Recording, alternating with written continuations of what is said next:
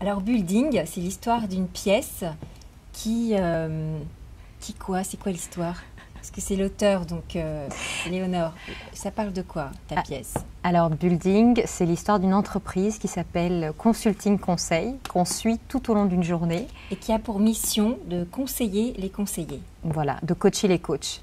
Et en fait, on va de 8 h du matin à 8 h du soir monter dans ce building. Parce qu'on part du parking et on va jusqu'au 13e étage. Voilà, donc c'est une pièce ascensionnelle. Hein, et on monte vers la chute petit à petit.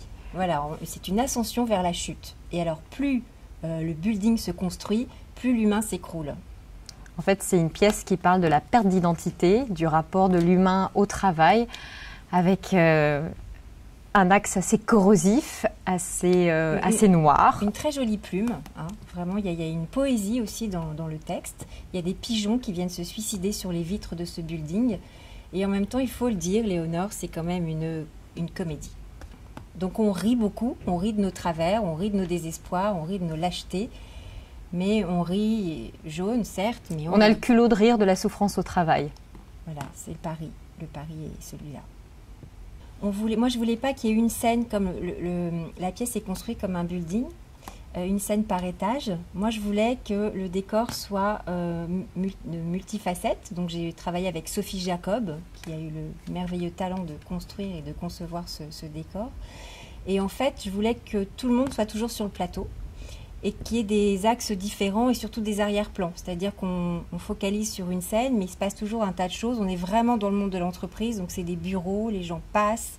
Et puis, il y a plusieurs espaces. Il y a l'espace bureau. Alors, ce qu'il faut savoir, c'est qu'on voit le spectacle à travers une baie vitrée. Donc, on assiste à une sorte de vivarium, en fait. On a l'impression que tous ces personnages sont dans un vivarium.